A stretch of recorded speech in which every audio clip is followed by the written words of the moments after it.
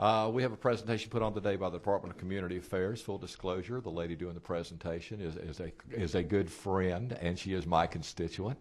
So Holly Hunt, who heads up this division of Department of Community Affairs, is going to talk with us today.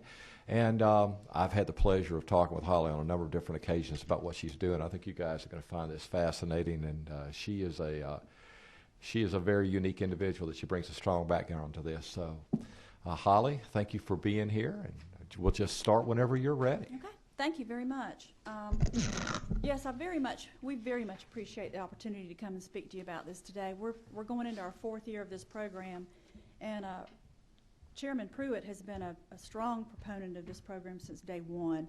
He calls us a lot. He refers a lot of folks to us, meets with us on occasion with potential borrowers, and just appreciate the opportunity to come and speak to you all today. So we call this the Georgia State Small Business Credit Initiative. We call it SSBCI for short. You can see why. It's got quite a long name. So I'm going to start off with a little bit of background, but because we're kind of crunched for time, I'm going to kind of fly through the background and get into the meat of the matter. What we'll do is we'll talk about each of the programs briefly, and then I'll go into each program in a little bit more depth in order to kind of streamline it. You're welcome to ask questions as we go.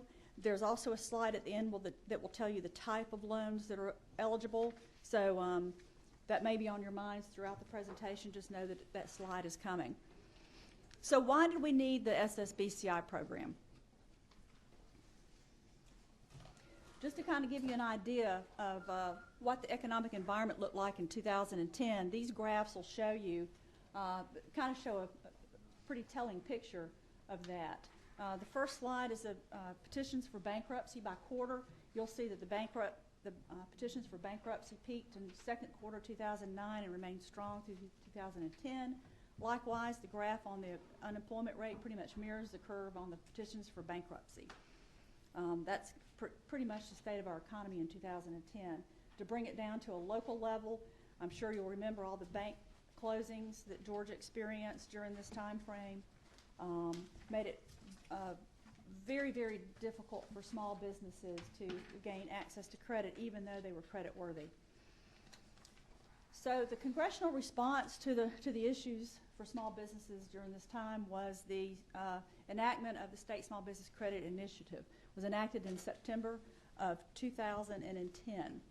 And basically, it's a $1.5 billion program that was allocated to each state. So how did they come up with the allocations for that $1.5 billion? This map will show you the 2010 average unemployment rates. The national average was 9.6%. Georgia was at 10.2%. You'll see by the dark color on the map, Georgia's right in there with the worst of the worst. Therefore, Georgia was the 7th worst as far as the economy and unemployment rates. Georgia got the 7th largest amount of money. So we got right at $48 million. We call it $48 million to round it off. You'll see that we have some sister states there. We've got Florida, Georgia, North Carolina, and Alabama in that first mix of the pie. Those states work very closely together. A lot of our programs are similar, and we refer banks and prospective borrowers to each other that cross state lines on occasion. So we work very well together in making this happen. This $1.5 billion must be turned in to $15 billion by the end of the program, which is the end of 2016. We have to have a 10-to-1 leverage with private financial institutions, private monies. So that's the intention of the program. So once we were allocated the money, we then had to come up with who was going to administer it, what kind of programs we were going to have. The state didn't have any existing programs to pump the money into, so we developed new programs. Governor Deal allocated these funds to the DCA in order to administer on behalf of the state of Georgia. As you know, the DCA partnered merged with the Georgia Housing and Finance Committee several years back and has a successful experience in developing and managing state and federal economic development programs. With that, our deputy commissioner usually does this slide, and so he's got pictures of me and John in there, which are quite awkward since he and I are doing the full presentation today. But basically, John Kingery, sitting here to my left, has been with the DCA for many, many years, over 20 years, and was one of the brainchilds behind the programs that we're going to talk about. I was helping him with one of those programs, and they hired me on board to help manage the program. So I'm the program manager. John Kingery is our credit manager. He manages the credit departments for over 20 of our programs in the Community Finance Division, which is where we are housed with this program. So once we got the initial staff on board, I'm going to talk a little bit about the programs and what the business plan is. Each of these programs have to have a financial institution participate in every loan. And so what we did is we reached out to the banking community. We reached out to the Georgia Bankers Association, we call it the GBA, and we reached out to the Department of Banking and Finance, we call it the DBF. We collaborated with them on what programs that they thought the banks would need, that the borrowers would need, that the banks would use and be active in, and made sure that the programs were going to be in compliance with all the regulatory agencies in Georgia. We needed programs that the regulatory agencies were going to embrace and approve for the banks to participate with. So after several meetings, we came up with these programs specifically. We started off with 3 programs. The first is the Georgia Funding for CDFIs. We allotted $20 million to that program. We're going to talk about these. Remember, we're going to talk about these in detail in a few minutes. We have a Georgia Small Business Credit Guarantee Program, which is just that. It's a 50% guarantee program. We allotted $17.8 million to this program. We had the Georgia Capital Access Program. We originally allotted $10 million to this program. This one's kind of riddled with some high fees, and so this program was not embraced by Georgia. It is very active in other states that have had it for several years. Our Georgia bankers were not excited about this one, so we've lowered that amount to $2 million and came up with our 4th program in December of 2013, which is the Georgia Loan Participation Program. We've allotted $8 million to this, but you'll see later on what we're planning to do with this particular program. This program has been widely accepted by our banks, and this one's going really strong at the moment, getting the most involvement. Like I said, we have to have a bank involved in each loan, and they have a choice between these 4 programs in which to participate in. It really just depends on what their needs are, to which credit enhancements that they need. What are the advantages to the lenders and the small businesses? For our lenders, each program offers various credit enhancements to incentivize the bank to do loans for the small business and manufacturers. This program, I kind of skipped a little part. This program, the national mission is to reach the underserved small businesses and manufacturers. These are small businesses and manufacturers that are creditworthy, that couldn't get otherwise get access to capital during that time period. So it targets that, and it specifically targets underserved. Underserved can be minorities and women. It can be geographical areas. It can be businesses that employ low to moderate income people. So you see it's very far-reaching in the terms of what's considered underserved. It's also a delegated lending model. We have a vetting process where we approve the banks. We get comfortable with them. We look at their financials, make sure they're a good, strong, solid bank with sound underwriting guidelines. We approve them into each of the programs, and then we rely on their credit underwriting for each of the loans, so we don't have to underwrite it at the DCA. By doing that, it really streamlines the process through. We can move these loans through very quickly at the DCA. It helps the banks increase their loan portfolio. Have any of you ever heard of CRA, Community Reinvestment Act? This is really big for banks. They have to have CRA credit. This is an act that I think was enacted in 1977 to incentivize the bank's financial institutions to contribute to their local communities and needs of their local communities, and especially to the low to moderate income borrowers and neighborhoods. By participating in our programs, they do get CRA credit for that. We made sure that all the regulatory agencies were on board. What about the small businesses? What does it do for them? It gets them access to affordable capital that they couldn't otherwise get in any other way. It allows them for new and expansion market opportunities. They have access to expertise with the banks, with DCA staff. We work with the borrowers and sometimes on how to structure the loans so that they are compliant when they come through. It helps them to establish banking relationships with banks that they wouldn't normally be able to bank with. You're welcome, Terry. And it helps them with their stronger financial condition. It's a win-win for everybody. You're going to see that it's a no-brainer for banks to participate. And you can tell I'm very passionate about this program. I absolutely love this program. So it's a delight for me and an honor for me to be able to administer it. So let's talk about the Georgia funding for CDFIs a little bit. Does everybody know what a CDFI is? Very few people do. CDFIs are community development financial institutions. They are nonprofits. They got their start in the microloans. Y'all heard of microloans? They got their start 25 years or so in the microloan business. They typically did loans $30,000 and under. Then they went to $50,000 and under. With our program, they can do loans greater than $50,000. This program, they've already met their $20 million. They've dispersed their $20 million of this. So now they're using their revolving loan funds to recycle funds out into their communities. But basically, this is a companion loan program. What that means is you have a bank and you've got your CDFI. I'm a very visual person, so I like to use my hands for buckets. We have this bank bucket and we got the CDFI bucket. Let's say that I'm a borrower. I come in, I need $100,000 to start a new business. You know, banks don't like new businesses. They don't like startups. They don't like working capital. We can do all of that. So I come in, I need a loan for $100,000. My bank says, I'm sorry, Holly, I can only do $60,000.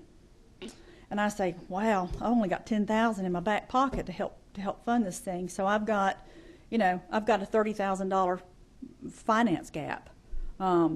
This is where the CDFI can come in.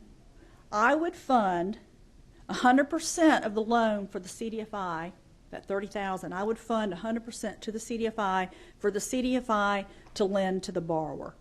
Everything is closed simultaneously at the closing table. So the bank loan closes, the CDFI loan closes.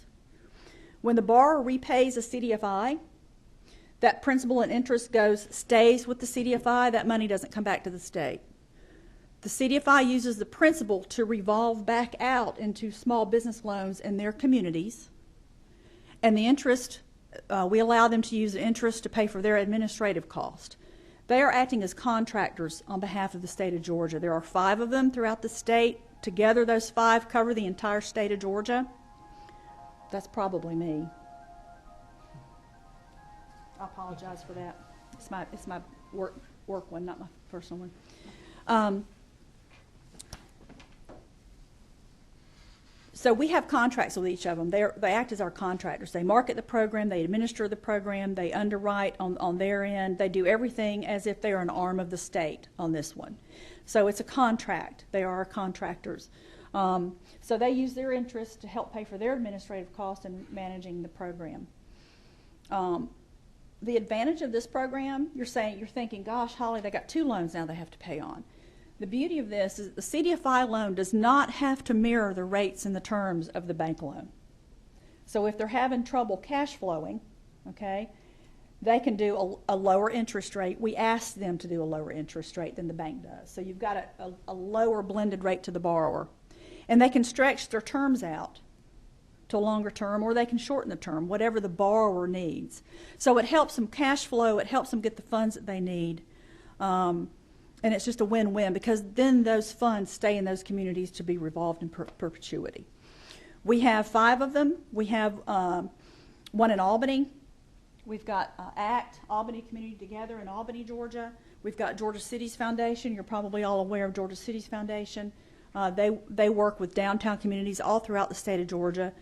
We have Southwest Georgia United Empowerment Zone. They work out of Cordele, Crisp and Dilley counties and contiguous counties. We've got SBAC, a small business. I forgot what Small Business Assistance Corporation, all these acronyms. They're located in Savannah. They do a big business for us in the Chatham County area. We have ACE, it's called Access to Capital for Entrepreneurs. They're located in Cleveland, Georgia. They cover 68 counties south of Atlanta and the North State, part of the state. I think that got them all. Yeah. And so together you can see we leave no territory, geographical location untouched with this program. Are there any questions on this program before we move to the next? This is one of the projects. We'll move briefly through this. You can look at it in detail a little bit later. But this was a $700,000 project. It was a bed and breakfast in Monroe. It's called the Sparrow Hill Inn. Basically, the local bank did $348,000. Our DCA Downtown Development Revolving Loan Fund did $63,000. They had $73,000 of their own equity, and our SSBCI program was able to go in and help with $216,000 of that to get the loan accomplished. It's a beautiful bed and breakfast, doing a wonderful business. We're extremely proud of this one. Here's another one. You're probably all familiar with the event facility downtown called 200 Peachtree. It was originally the old Macy's and Davison's building. They needed $11 million in funds to help with renovations, adding some event space, conference rooms and such. We worked with Peach State Federal Credit Union on this one. Banks, credit unions, and CDFIs can participate. Peach State did $8.7 million. We were able to assist with $2.7 million, and the borrowers had $300,000 into the project. This is a beautiful facility. If you haven't been there, please take the time to go by and see it. For those of you that Atlantans like me, native to Atlanta, you will remember those big, beautiful chandeliers when you walk in that ground floor, and they are restored and there, and it's just absolutely beautiful. Very proud of this one as well. So let's talk about the credit guarantee program. It's just that. It's a 50% loan guarantee. It can get a little complicated. You can also do a 10% guarantee and build cash reserves, such as that. That allows you to get up to 80% recovery in the case of default. But basically, we refer to it as a 50% loan guarantee program. We don't compete with the SBA. You know, SBA has loan programs with a higher guarantee than this. We're just another tool in the toolbox for the banks to use, and you'll see in a minute how we can partner up with SBA loans in order to make the loans happen for these borrowers. And our paperwork is much more minimal than SBA, and we don't have the fees that SBA has.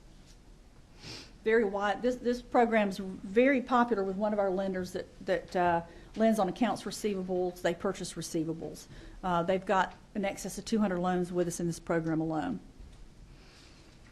Let's talk about the loan participation program. This is our most popular with the banks at the moment. We've even picked up 4 new banks in the last quarter, just particularly for this program, and they are very active already in the program. This is, you know how banks will participate with each other. Bank A participates with Bank B, just that simple. You have a lead bank. They can participate with the state instead of other banks, or they can participate with other banks and the state. We've done deals up to $18 million where we had 3 or 4 banks participating in addition to the SSBCI program. For this program, we can purchase up to 25% of the bank's loan, up to $5 million. Okay? But if you've got a deal in your community where it's $10 million, $15 million, we can still participate in those up to $20 million, where the total loans cap out at $20 million. But we're limited to the $1,250,000, which is 25% of $5 million. We've done several of these loans. We're going to talk about a few in a minute. This has been highly, highly popular. There are no fees attached to this. There's no fees to the borrower. There's no fees to the bank. It's a no-brainer for the banks to do this. And you can see that it helps the banks make these loans to borrowers that they wouldn't otherwise be able to do. The Georgia Loan Participation Program is particularly popular with SBA loans. Y'all familiar with SBA loans, where you've got The bank has 90% of the loan at risk during construction phase. The borrower comes in with 10%. And then when the SBA pays off, the bank is then in it for 50%, SBA 40%, borrower 10%. What we can do during the interim phase, when the bank is at risk 90%, we can purchase up to 25% of their 90%, which lowers their risk and their loan to value during the interim construction phase. Then when the SBA pays out, they pay us off.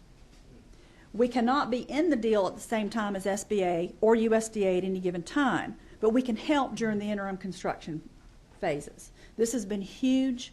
We've been able to do multi-million-dollar deals with this. We've done loans up to $19 million collectively with this program.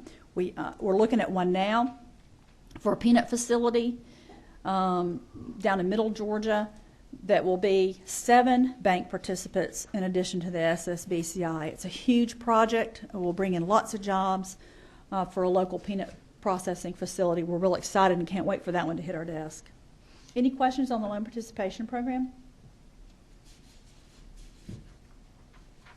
This is a project that we did that we're really proud of. GDED, Georgia Department of Economic Development, had been working with this company for 5 or 6 years, trying to attract them from California to move to Georgia. And at the same time, I was working it from my end, didn't know GDED was in it. I can't remember how it came to me, but when I got together with GDED, we figured it out, we met, and we were able to come up with this scenario. The SSBCI program, there was a lead bank, Bank South. They had a second participating bank. The lead bank did $4.9 million. The participating bank did $2.2 million. We came in with $1,250,000 with the loan participation program, and the owner has had right at just about $1 million of their own funds into this. What we did is we were able to move a company from California that brought about 60 jobs with it.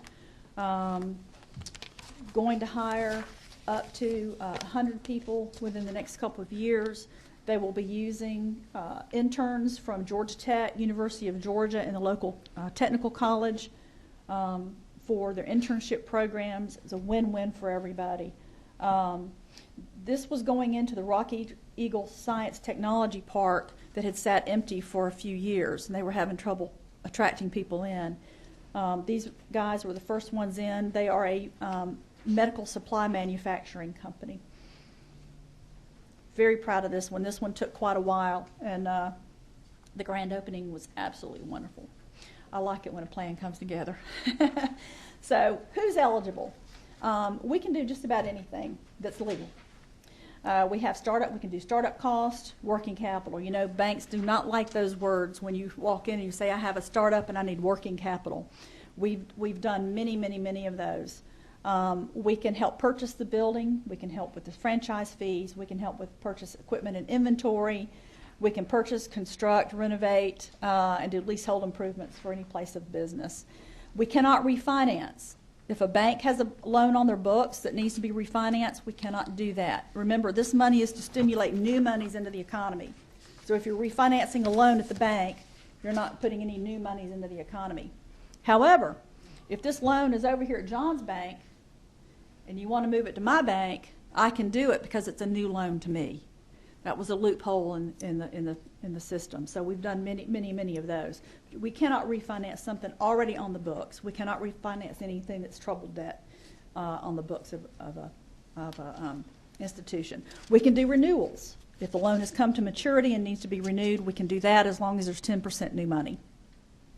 We cannot do passive real estate investments. It follows the same rules as SBA on that one, such as strip centers, investment properties, and such as that. It has to be 60% owner occupied if it's new construction, or at least 51% owner occupied if it's an existing building. Big thing, SSBCI loans always take a second position behind the banks. That's why the banks love it so much. We are always in second position behind the banks. So let me tell you what we've done so far.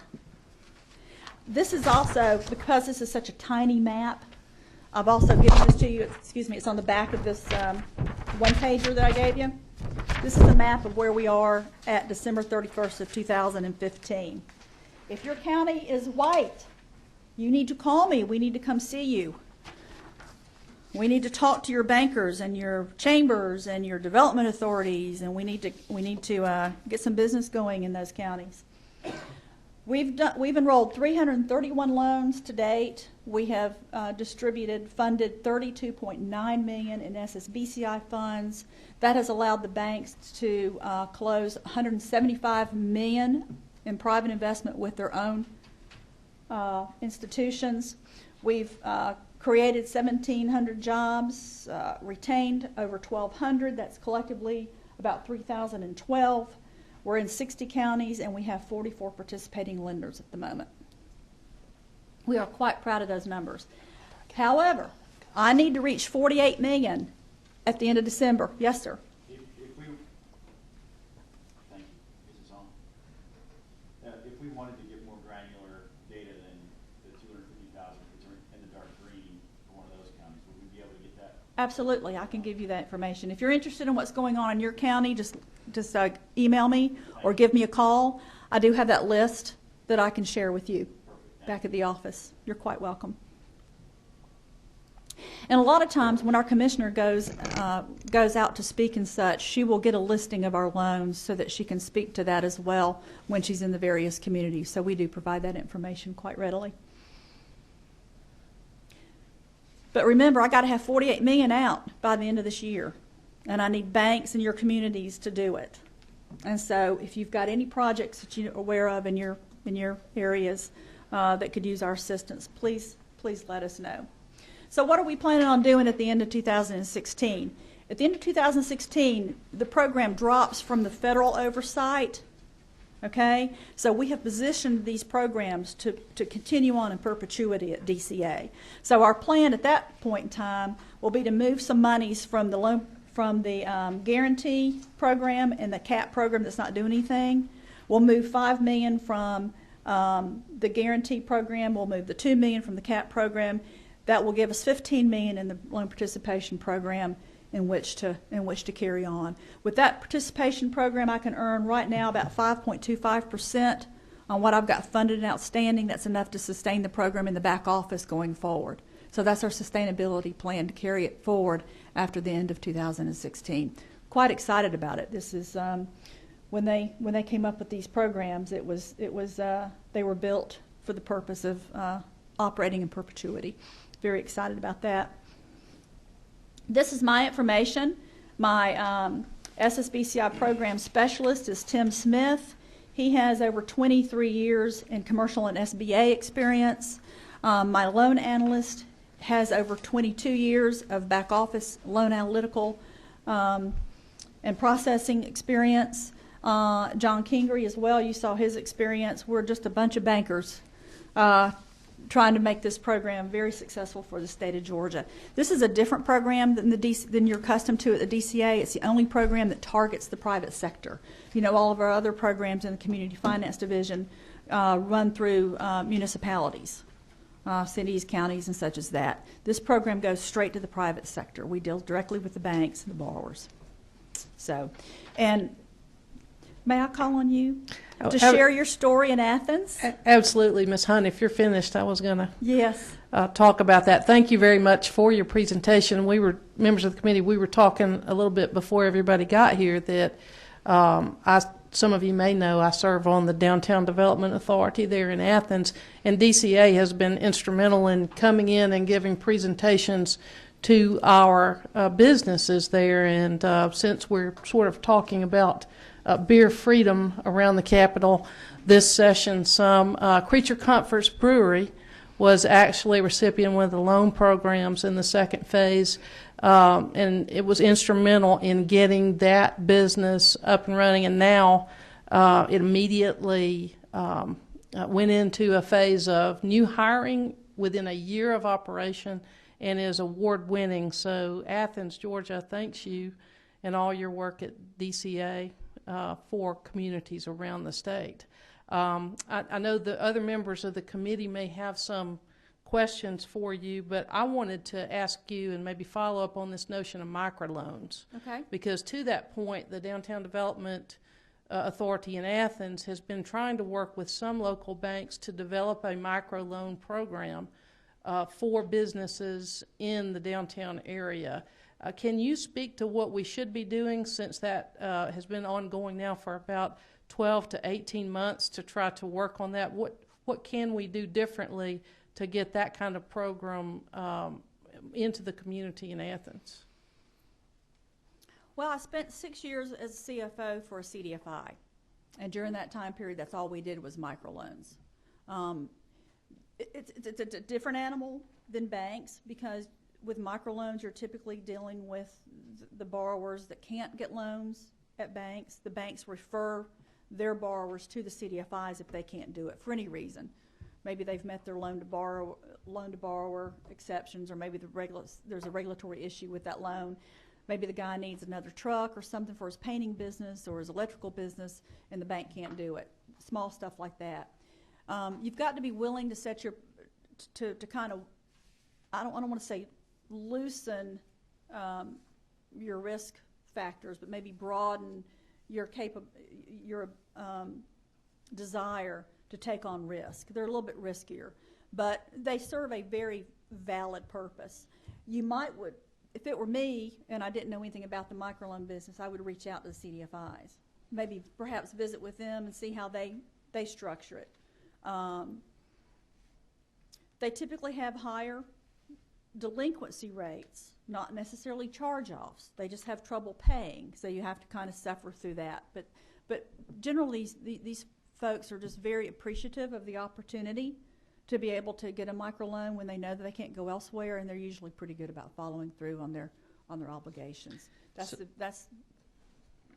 the experience that I found when I was with the CDFI. But so for the Athens area, is it the Georgia Cities Foundation? Is that the Georgia Cities Foundation is a CDFI. They only do downtown areas. So if you've got something out in the county that's not in your delineated downtown area, then your CDFI would be ACE, located out of Cleveland, but they cover the 68 counties south of Atlanta and forward. I've got the contact people that you can do there. They have a person dedicated for SSBCI lending, and then they have other people dedicated to the over 50 and under 50 loans. I can put you in touch with them if you wanted to reach out to them. But perhaps just maybe study their websites. I can give you that information as well. As a matter of fact, all of our CDFIs are listed on our website. When you go to our website, and do I have that listed down there, John? Yeah. If you go to our website, you'll see over on the left-hand side there's a gray bar. It has all of our programs. It'll spell out all the programs in detail. It also has approved lenders. It'll say approved lenders. If you click on that, it brings up all of our approved lenders, and it gives you their websites. The CDFIs go one step beyond. They have to provide technical assistance through the funding that they get. They get their microloan funding through SBA, USDA, microloan programs. With those funds come administrative costs that have to be used for technical assistance. What does that mean? It means that if I'm a small mom and pop that I've just gotten a loan from a CDFI, and I don't know how to do social media, I'm not real good at QuickBooks, I don't know how to build a website. The CDFIs pay for you to get you the help in order to learn how to do these things. They offer various classes. They put you in touch with various people that can assist you. That's something they're required to do with their microloan funds, and so that's the beauty of the CDFI program for the microloan program. It's really helpful because banks aren't going to take that time. They expect you already get it and such as that. So, and I think that's what they've been experiencing. So perhaps this is a different route that they can take to try to provide this service. And not a lot of borrowers are familiar with the microloan programs with the CDFIs. Sometimes I got a call yesterday. A guy needed $1,400 to get started with his business. I refer them to I ask them where they live, and then I put them in touch with their local CDFI because that's what they do, and that's what they do best. That's one of the reasons why we embrace the CDFI program, is because they are already in those markets that we're trying to reach. Banks don't like to go into underserved markets.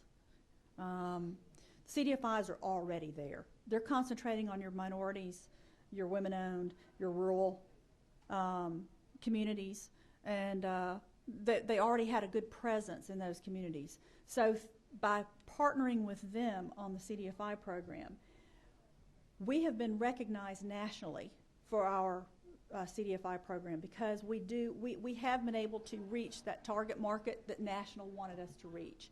So Georgia's been asked on many occasions. I've traveled with the Director of Treasury for SSBCI to make presentations on the CDFI program to various folks around the United States.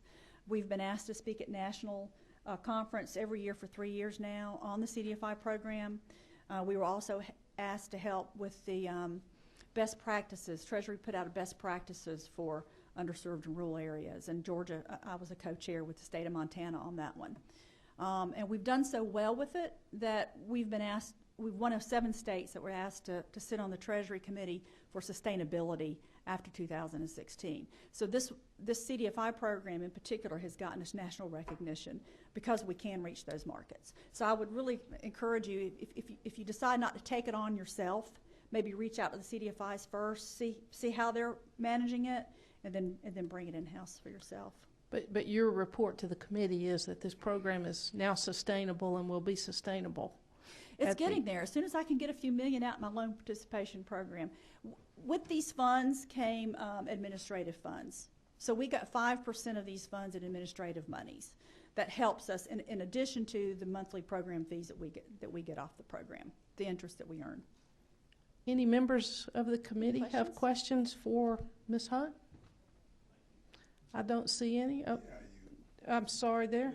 Representative McClain. Thank you, Madam Chair. You know, and Ms. Hunt, thank you very much. It sounds like a great program. Love it. I guess the one that I wrote notes on was the loan participation program. You said it was no fees, and so what kind of interest rates are those? I mean, just to... The bank sets their own interest rates. We don't set the term. We don't set the interest rates. We accept what the bank comes up with. So it's usually market rate. Sometimes I can do a little bit better rate. Right now, they're anywhere from, what would you say, John, in the 5%, 5.25% range, generally is what's been coming through right now. So it's market rate. We don't dictate that. Again, it's a delegated lending model. Each bank underwrites differently. Each area has their own market rates set for their own markets. Thank you. You're quite welcome. Any other questions?